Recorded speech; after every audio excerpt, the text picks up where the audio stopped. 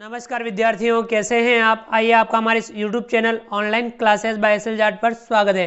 विद्यार्थियों, हम अध्ययन कर रहे थे विज्ञान कक्षा 8, जिसमें अध्याय 1 फसल उत्पादन एवं प्रबंध। इसमें हमने कृषि पद्धतियों में मिट्टी तैयार करना, बुआई, खाद एवं उर्वरक देना पढ़ चुके थे। आज जो हमारा इसमें टॉपिक रहेगा वह रहेगा कृषि पद्धतियों में जो चौथी पद्धति है वह है सिंचाई। तो आज हम सिंचाई के बारे में पढ़ेंगे। कृषि पद्धतियों में महत्वपूर्ण है सिंचाई।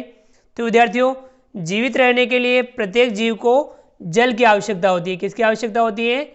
जल की आवश्यकता होती है जीवित रहने के लिए। पौधे के वृद्धि और परिवर्धन के लिए भी जल विशेष महत्व है। जल का विशेष महत्व है। पौधे की जड़ों द्वारा जल का अवशोषण होता है, जिसके साथ खनिजों और उर्वरकों का भी अवशोषण होता है। पौधों में लगभग 90% जल होता है। पौधों में कितना होता है? लगभग 90% जल होता है पौधों में। जल आवश्यक है क्योंकि बीजों का अंकुरण शुष्क स्थिति में नहीं हो सकता। जल में घुले हुए पोषक का स्थानांतरण पौधे के प्रत्येक भाग में होता है। यह फसल की पाले एवं गर्म हवा से रक्षा करता है। स्वस्थ फसल वृद्धि के लिए मिट्टी की नमी को बनाए रखने के लिए खेत में नियमित रूप से जल देना आवश्यक है। निश्चित अंतराल पर खेत में जल देना सिंचाई कहलाता है। तो विद्यार्थियों, सिंचाई किसे कहते हैं? सिंचाई निश्चित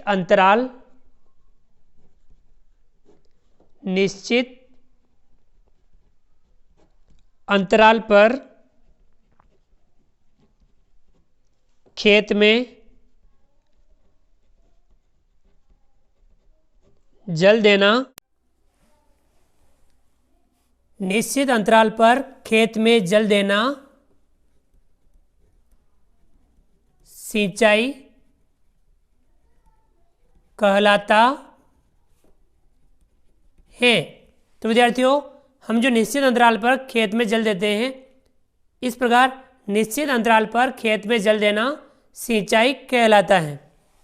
सिंचाई का समय एवं बारंबारता फसलों, मिट्टी एवं ऋतु में भिन्न होता है। गर्मी में पानी देने की बारंबारता अपेक्षाकृत अधिक होती है। ऐसा क्यों है? क्या यह मिट्टी एवं पत्तियों से जल वाष्पन की दर अधिक होने से हो सकता है? बुझो कहता है, इस वर्ष पानी देते समय मैं अधिक सतर्क हूँ। पिछली गर्मियों में मेरे पौधे सूख और मर गए थे। तो विद्यार्थियों, हमें गर्मी के दिनों में अधिक पानी देने की आवश्यकता रहती है। तो विद्यार्थियों, ये अलग अलग समय में अलग अलग हो सकता है। विद्यार्थियों, सिंचाई के स्रोत हम पढ़ते हैं। सिंचाई के स्रोत।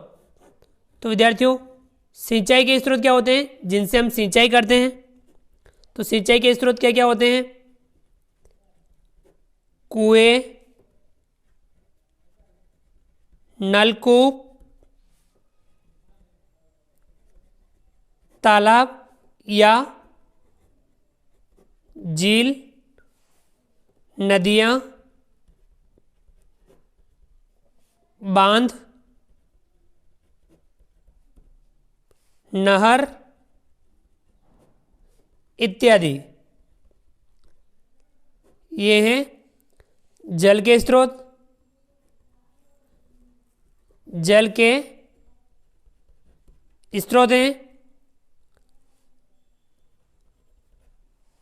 ये सभी कुएं, नलकूप, तालाब, झील, नदियां, बांध, नहर इत्यादि जल के स्रोत हैं और इनके माध्यम से हम सिंचाई करते हैं।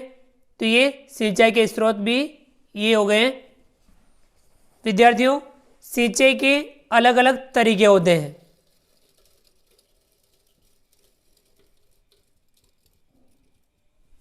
सिंचाई के पारंपरिक तरीके।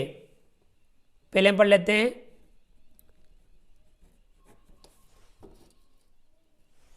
सिंचाई के पारंपरिक तरीके। तो विद्यार्थियों, परंपरागत तौर पे जिन सिंचाई के तरीकों को उपयोग में लेते हैं वे होते हैं पारंपरिक तरीके। कुओं, झीलों एवं नहरों में उपलब्ध जल को निकालकर खेतों तक पहुंचाने के तरीके विभिन्न क्षेत्रों में भिन्न भिन्न हैं। मवेशी अथवा मजदूर इन विधियों में इस्तेमाल किए जाते हैं, अतः यह सस्ते हैं परंतु यह कम दक्ष हैं। विभिन्न पारंपरिक तरीके कौन कौन से हैं? तो विद्यार्थी, इसमें पहला है मोट, जिसे हम गिरनी भी कहते हैं, मोट या गिरनी। दूसरा है चेन पंप। तीसरा है डेकली। चौथा है रहट, यानी इसे हम कहते हैं उत्तोलक तंत्र। तो विद्यार्थियों, ये सभी आपके चित्रों में दे रखे हैं। जल को ऊपर खींचने के लिए सामान्यतः पंप का उपयोग किया जाता है। पंप चलाने के लिए डीजल, बायोगैस, विद्युत एवं सौर ऊर्जा का उपयोग किया जाता है। ठीक है विद्यार्थियों, इसी प्रकार से सिंचाई की आधुनिक विधियां। सिंचाई की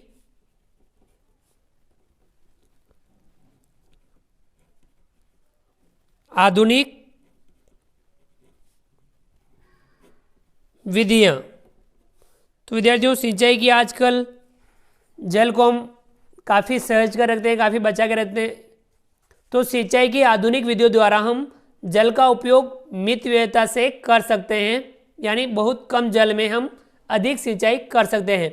तो मुख्य विधियां निम्न है। पहली है इसमें सिंचाई की आधुनिक विधियों में छिड़काव तंत्र। छिड़काव तंत्र, जिसे हम फव्वारा पद्धति भी कहते हैं। फव्वारे के द्वारा हम छिड़काव तंत्र के द्वारा सिंचाई करते हैं। इस विधि का उपयोग असमतल भूमि के लिए किया जाता है जहाँ पर जल कम मात्रा में उपलब्ध है। ऊर्ध्व पाइपों यानी नलों के ऊपरी सिरों पर घूमने वाले नोजल लगे होते हैं। यह पाइप निश्चित दूरी पर मुख्य पाइप से जुड़े होते हैं। जब पंप की सहायता से जल मुख्य पाइप में भेजा जाता है तो वह घूमते हुए नोजल से बाहर निकलता है। इसका छिड़काव पौधों पर इस प्रकार होता है जैसे वर्षा हो रही है। छिड़काव लॉन, कॉफ़ी की खेती एवं अन्य फसलों के लिए अत्यंत उपयोगी है। यानी छिड़काव तंत्र छिड़काव के माध्यम से किया जाता है। दूसरी विद्यार्थी विधि है ड्रिप तंत्र, जिसे हम बूंद बूंद सिंचाई भी कहते हैं। ड्रिप तंत्र, इस विधि में जल बूंद बूंद करके सीधे पौधों की जड़ों में गिरता है, अतः इसे ड्रिप तंत्र कहते हैं।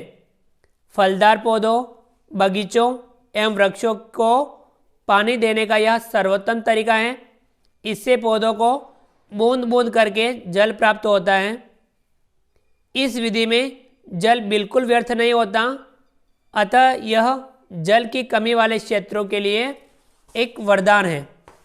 ठीक है विद्यार्थियों, तो जिन क्षेत्रों में जल की कमी है वहाँ छिड़काव तंत्र और ड्रिप तंत्र, तो ये सबसे ज़्यादा प्रभावी है। ड्रिप तंत्र यानी सबसे ज़्यादा जो जल की कमी वाले क्षेत्र हैं उनके लिए ड्रिप तंत्र अत्यंत महत्वपूर्ण है। तो विद्यार्थियों, इस प्रकार से हमने आज की क्लास में सिंचाई के बारे में पढ़ा और सिंचाई के पारंपरिक तरीके और सिंचाई की आधुनिक विधियों के बारे में हमने अध्ययन किया।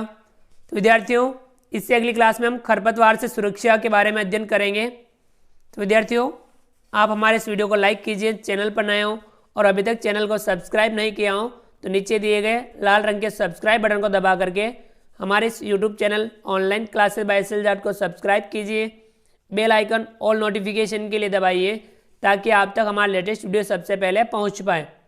आप अधिक से अधिक विद्यार्थियों मित्रों तक हमारे वीडियो शेयर जरूर कीजिए और नीचे दिए गए कमेंट्स बॉक्स में कमेंट्स करके बताइए कि आपको ये हमारे वीडियो कैसा लगा। तो फ्रेंड्स, मिलते हैं अगली क्लास में नए वीडियो नए कंटेंट के साथ में। तब तक के लिए थैंक यू, धन्यवाद। जय हिंद, जय भारत। आपका दिन शुभ रहे। Thank you.